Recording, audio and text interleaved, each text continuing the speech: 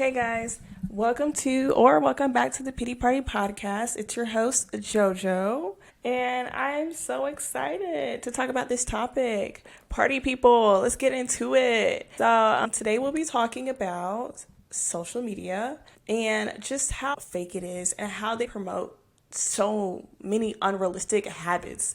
Like, I've fallen victim to those things before where people wake up at 6 a.m., they wake up at 5 a.m. and they're up, they're ready, they're exercising, they're reading in the morning, and they have like all this free time in the rest of their day. But realistically, I don't think people can just get up like that and just promote these unrealistic habits. Don't get me wrong, it definitely is beneficial to your health. I feel like doing these things, these unrealistic habits, and then promoting it and putting it online, it makes people want to do those things, which is cool. It makes you want to do these things, but then it also makes other people feel like they aren't doing enough of what they're doing. They wake up at like 11 a.m. and they think it's beneficial to them, but like you got people online saying, "Oh, I wake up at 6 a.m. and I do all big things in the morning."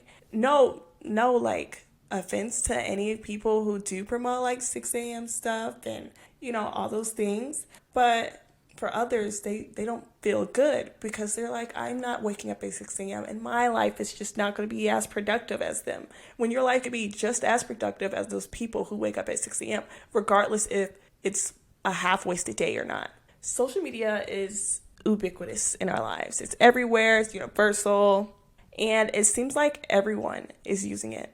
Maybe a select few that don't. But I've definitely succumbed to using social media. When I was younger, I used to want to get on social media so bad. I would be like, oh my God, can I get a social media? Can I get an Instagram, a Twitter? And now that I'm on it, I hate social media. I literally do hate social media, even though I'm on here. But it's just, social media hurts my head.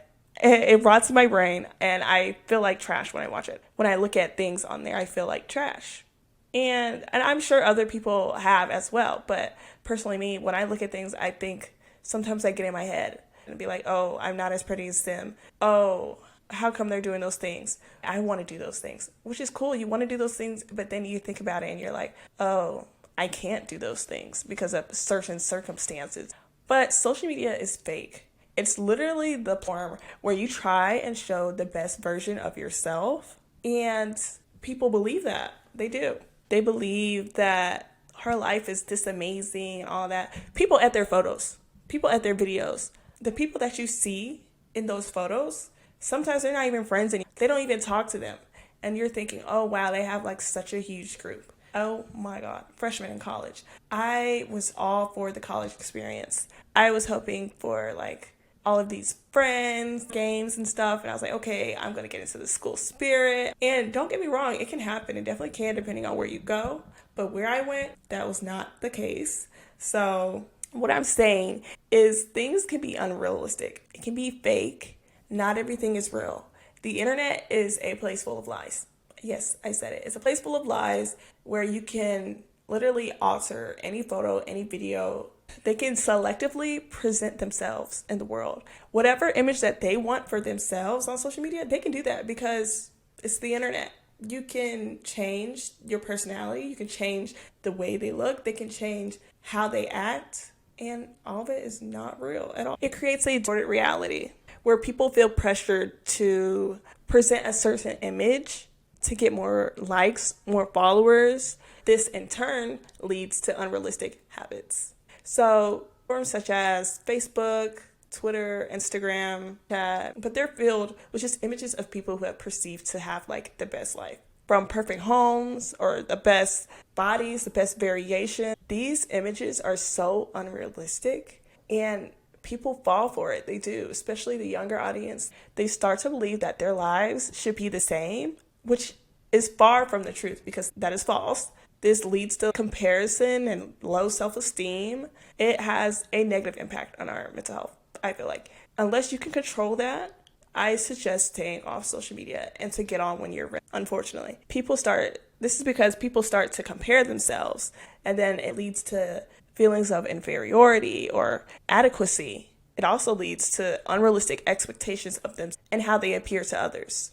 But fear no more. In order to combat that, There are a few things we can do. Firstly, it's important to recognize that social media is not real. It's important to remember only to showcase you.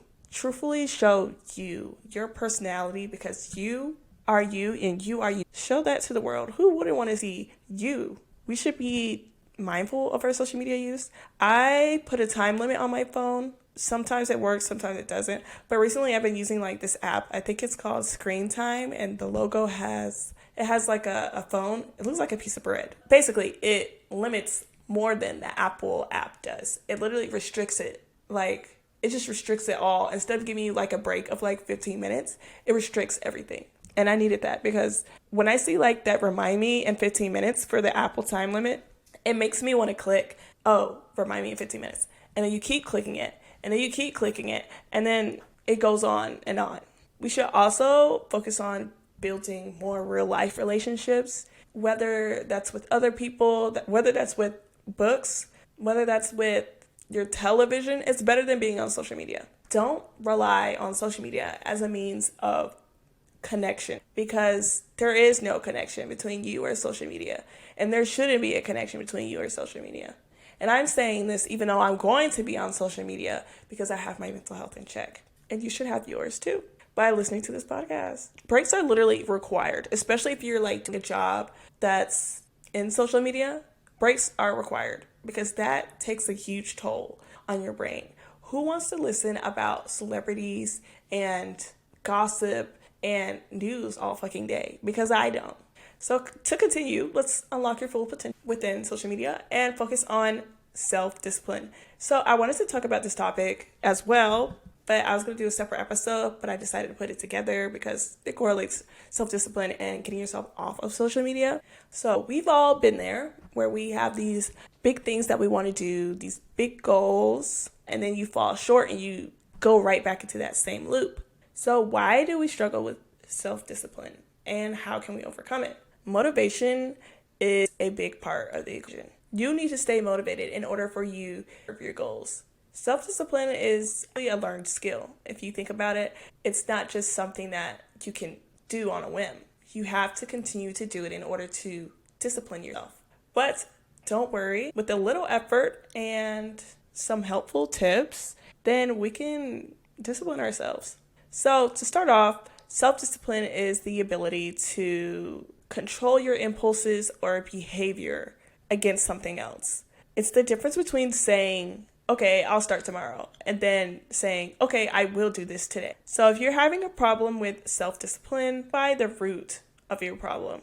If you're saying, I'm just not that disciplined and you with your life, that's okay. But if we're over here and we're trying to get self-disciplined is not a trait that you either have or you don't. It's a skill that it can be learned, it can be improved, and the good news is it's never too late to start. Time is a commodity, but it's also one of the most common excuses used in this situation.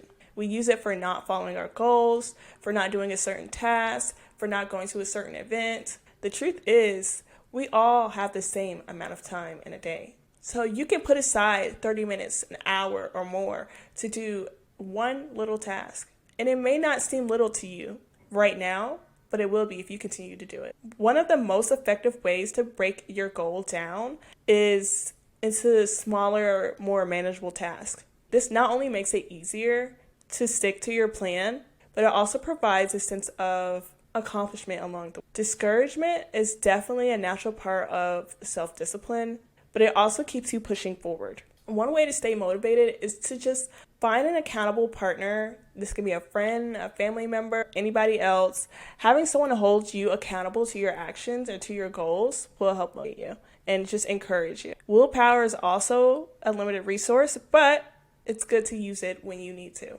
You have to force yourself to get up or force yourself to get off social media in order for you to really get off.